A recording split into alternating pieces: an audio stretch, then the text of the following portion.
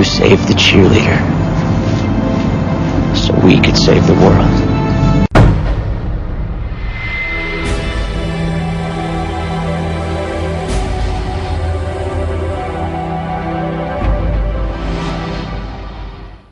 And welcome back, everybody, to another audio installment of Watching the Eclipse. I am Brant, Fowler, your host and writer of the column on ComicRelated.com.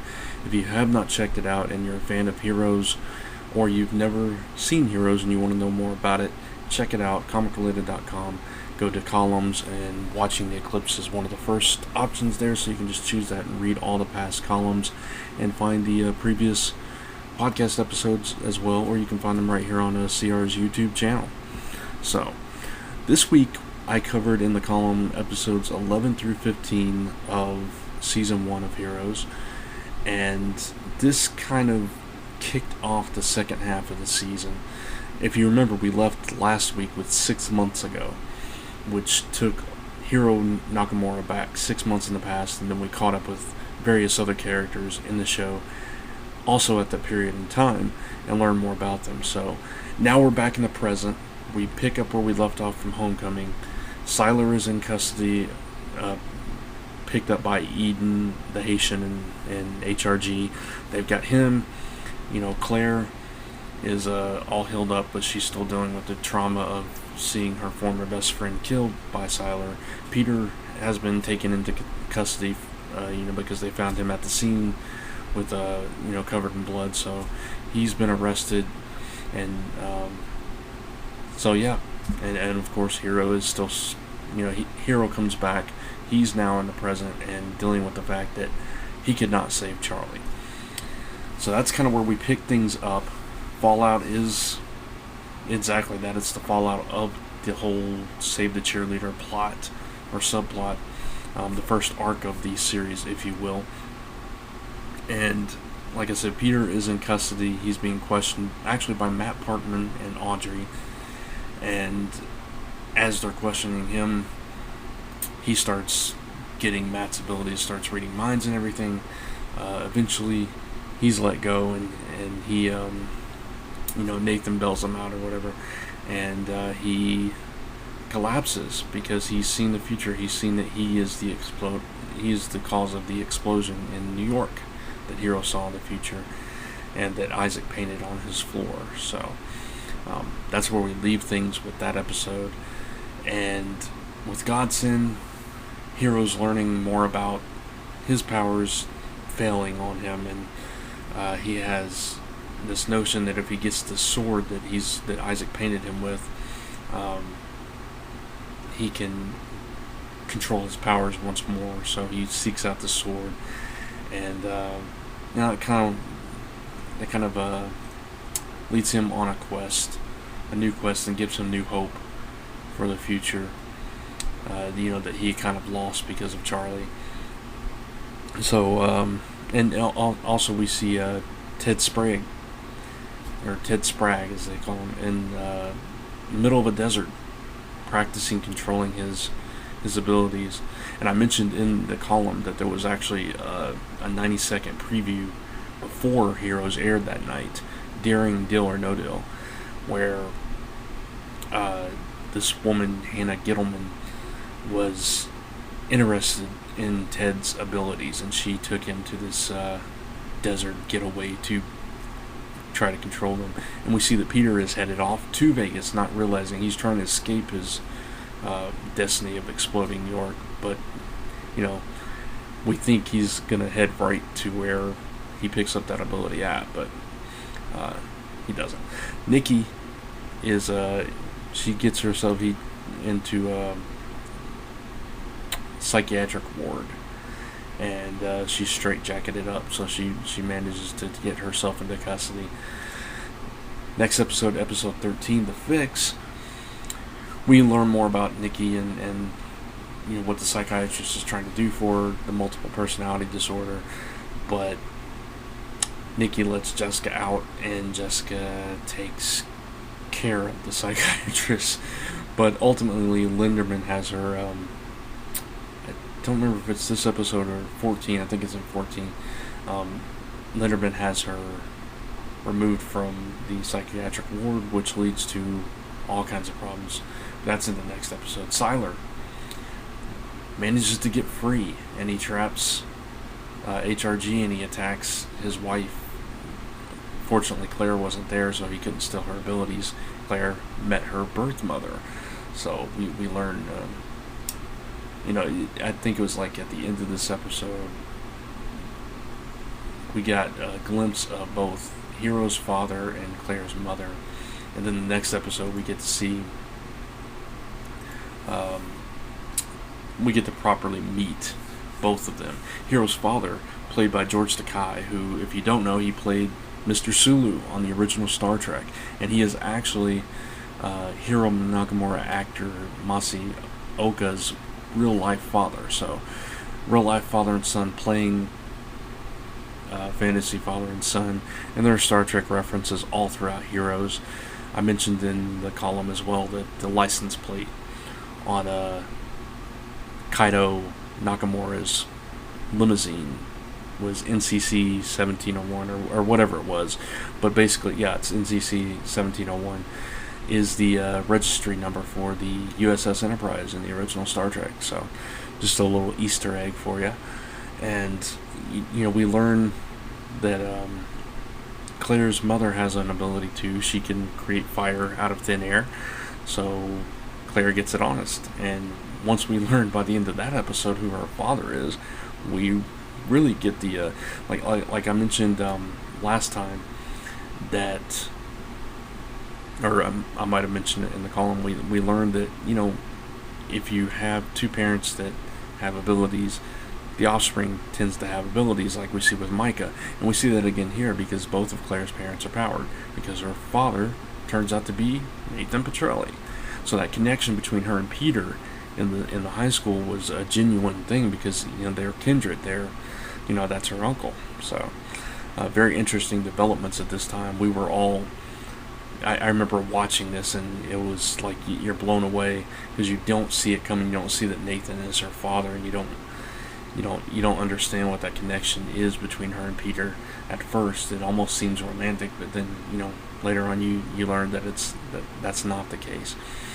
But with episode 15, which is titled Run, things got really intense again. It started to pick up after a few episodes of just kind of building back up from the whole cheerleader thing, trying to build back up towards this next arc. Things kind of slowed down a little bit, but this episode picked things back up. You had Parkman doing private security for the guy that actually got DL and Nikki out, and he stole $2 million from Linderman, and he's trying to escape, and Jessica has been contracted to kill him, so she faces off against Parkman, tosses him out a window. Luckily he lands on the sign and doesn't die. But, it ultimately leads to a slight character change for Parkman, because he realizes that everybody thinks he's a joke and everything, and he pockets the diamonds and takes off with them. So, I'm not sure where that's going to head. But we see Mohinder trying to track down other powered individuals, and he finds one person contacts him, Zane Taylor, but Siler gets to him first. So by the time Mohinder gets to Zane's house, Siler is posing as him and offers the same thing he offered to Mohinder's father, Chandra, which is to help him find these people. And obviously his ulterior motive is he finds them and kills them, and that starts to play out as we move forward, as we'll see. So very interesting developments. We learned that both Claire's birth parents are pretty much jerks. Her mother is just out for Nathan's money, and then she's going to disappear again. And Nathan, while he does seem like he has a heart way deep down, he's being a total jerk because it's going to mess up his campaign if this comes out. So Claire is distraught because she realizes what kind of people her real parents are. Her father is lying to her left and right, and her mother is losing her mind because the Haitian has wiped it so many times that she doesn't know who she is anymore, or who anybody else around her is. So, lots of crazy developments in these latest 5 episodes as we're really, barreling forward for the season finale, which we only have 7 more episodes to go. 8 more episodes, I'm sorry. 8 more episodes to go before we reach that, very intense season 1 finale, and learn the fate of all these characters and what happens with the bomb and everything. We've already seen glimpses of it with Peter's visions.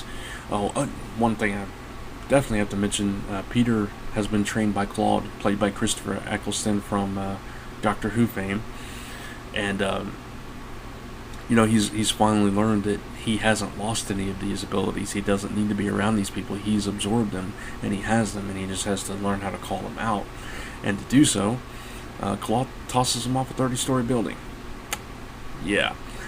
Hoping that he'll remember how to fly. Instead, he lands on top of a taxi cab 30 stories down, but fortunately, he's able to call out Claire's healing ability. So, he heals himself, and he deals with that, but then all the powers start activating at once, and he can't control them, and so Claude knocks him out and said, well, that's a start. And that's kind of where we leave Peter at the end of these 5 episodes. So, all kinds of developments for our characters. You have Jessica is out, Nikki is trapped. She's now a contract assassin for Linderman. Her next target is Nathan Petrelli. Everything's starting to come together because you have Jessica and Nathan come together. You have Claire that is now Nathan's daughter. And, it's just everything's starting to lead towards that, coming together in New York, in the middle of New York, when the bomb explodes. So, very cool the way they're orchestrating things. This last episode, episode 15, was actually directed by a new director. It was Roxanne, and her last name is totally escaping me at the moment. But she was known, Roxanne Dawson. She's known for Star Trek Voyager, so another Star Trek connection there. But this particular episode kind of focused on a fewer characters than usual, and told larger stories with each of these characters than we had been getting. So it was a neat change of pace for the show at that point. A few interesting things. Excuse me. Ancillary things. One thing that I haven't mentioned yet, or rather I haven't gone into detail about, is the Hiros graphic novels. When the show debuted back in September of 2006, they actually started running weekly installments of the Hero graphic novels on NBC.com /Hiros, and they're still there.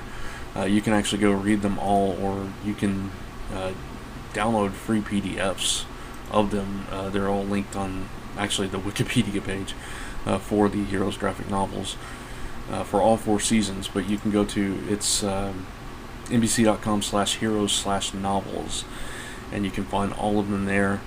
Every Tuesday, I believe, because Heroes aired on Monday nights, so every Tuesday they would put up a new chapter, and it would kind of give you some more insight into a certain character, their background and everything. By season 4, they had gone all the way back to 1991 and shown the history of Primatech and the company and all that. So very interesting stuff. And eventually in the column, what I hope to do is start reviewing these once I've gotten through the entire television show. So in between issues from the Dynamite series, what I'll probably do is go back and look at the Heroes graphic novels and some other stuff that I'll mention here in a second that ties into the whole Heroes mythos as well. So these graphic novels, like I said, they were also part of something that originally was called Heroes 360 Experience, which was this started on January 19, 2007. So it launched the same day of episode 12, which was Godsend, which was this past week that I reviewed in the column. And it would show, it was kind of an interactive site where viewers could investigate clues from the show on the official website, and it incorporated aspects of an alternate reality game, and of course it also included the graphic novels, or the comic installments, I should say. And I actually have a friend that wrote one or two of those, the graphic novels, by the way. So that was really cool. I haven't talked to him in a long time, but I got to have lunch with him one day, and just talking about that was really, really interesting. So it was pretty cool. It was back when Hiros was still on the air that I had that lunch. But if you're out there, Artie, hey man, one of these days we'll catch up again. But yeah, they changed the name of Hiros 360 Experience to Hiros Evolutions with Season 2. But, the same concept or whatever. But it was the digital extension of Hiros. I don't know if in that format, if it's still up on the Hiros website or not. I don't recall. But I do know that, speaking of ancillary stuff for Hiros, there is actually a website. I think I mentioned the Primatech Paper Company website, which is still active. There's, not much there, but it's a nice little company website if you want to check it out. But there's also one for Chandra Suresh's book, Activating Evolution, and it's like a real website for a book. It has journal entries from Mohinder Suresh, and those are all still there. You can go all the way back to entry 1. There's 19 journal entries there. There's a bio on his sister Shanti, and there's even an article about Tekizo. I'm going to totally butcher this name. I'm sorry. Tekizo Kensei, which is the possessor of the sword that Hiro was after. And there's a tribute to his father Chandra on there. There's a resources and interviews. There's theory. Well, no, I take that back. The theories link does not work. There's a dream study.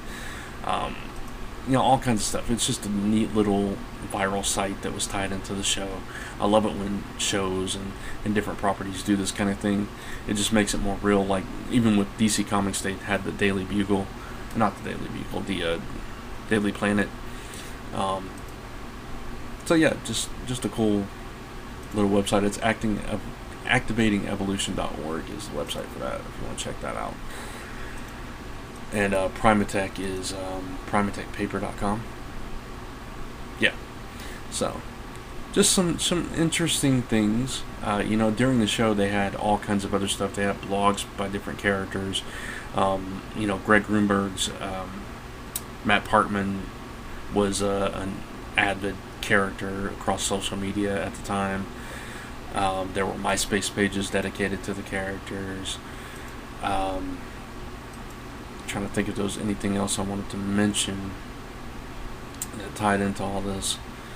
I don't think so. I think that's all the ancillary stuff I want to mention this time.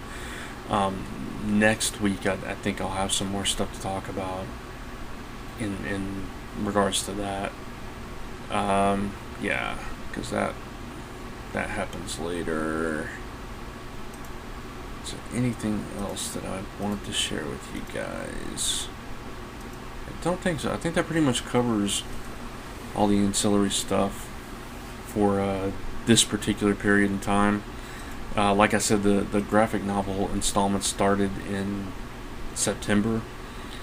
So by the point that we're at, by episode 15, they had already produced several of these. Looking through the list here that they have on the Wikipedia page, it looks like there are about 16 or 17 PDFs of these comics that were already available by this period in time. Just to give you some of the titles of these that might, spark your memory about some of what these might have to do with. There's Isaac's First Time, which I, is referring to as his painting. Life Before Eden, Fathers and Daughters. There's a 4-part Wireless. So interesting stuff. I mean, Wireless probably is illustrate. I mean, some of the creators on these are well-known comic creators too. I should say. My friend did not write any of these particular ones, I will say, but artists like Micah Gunnell and Phil Jimenez, Marcus Toe, so a lot of the Aspen creators actually. Aaron Eli Colliette, who wrote on the show, wrote a bunch of these. So yeah, some pretty cool creators involved. Joe Kelly and Joe Casey, in the future wrote some of them, and so on and so forth. But you can check all that out, like I said, at Hiros or NBC.com/Hiros/novels. They're all there, or just look up Hiros graphic novels on Wikipedia, and you'll find links to all the PDFs there. And of course, I'll put a link in the show notes as well. And yeah, that's going to wrap things up for this week's show. I hope you're still enjoying the column, and I hope you're enjoying these audio installments as well. Please leave me some feedback. Let me know what you think. I'd love to hear from you. If there's any other ancillary hero stuff that you've heard about that maybe you want to know more about, because there were some TV shows later on in the life of the series that tied into it. There were some other publications and so on and so forth. So if there's anything you want to know about, let me know. I will try to do the research and bring it forth to you any way I possibly can. Looking forward excuse me, man.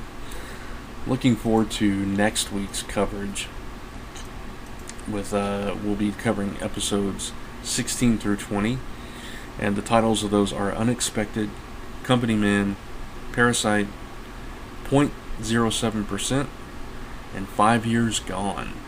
And that's where things get interesting, really interesting. But we pick up next week with Unexpected, which originally aired on February 19th, 2007. And we do go back to the desert in Nevada with Ted Spragg. We catch up with Claire Bennett after the events of, with all her parents, all four of them. We get to revisit Isaac, who was absent from the last episode. More with Claude and Peter. Hiro Nakamura, of course, we catch up with him and the whole gaming commission thing. Janice Partman, Janice and Matt, there's a plot with them. Mohinder and Siler, we get to catch up with them as well. So it's back to a lot of characters, broken up that story. So it's going to be interesting as we kick off the week with that. And then I'll be here next Saturday with another installment of the audio podcast, of the audio version of the column, for you to enjoy as well. So that's going to wrap it up. Please check out ComicRelated.com. Daily updates, 365 days a year for all your comic, film, game, anything related to comics and popular media. You can check it out over there. And Zone 4 every Friday, zone4podcast.com, and on ComicRelated.com. Check out darkavengerinc.com for reviews every single day. Well, at least we try to do it every single day. But all kinds of cool stuff over there. And of course, subscribe. Please subscribe to Comic Related's YouTube channel, which you are listening to this on. Give us a subscribe and give this video a like. Leave your comments. Again, I would love to hear from you and know what you think about the column and heroes in general. And if you are looking forward to the Dynamite Entertainment comic series coming up later this year. So with that, everybody, stay extraordinary. Bye, everybody.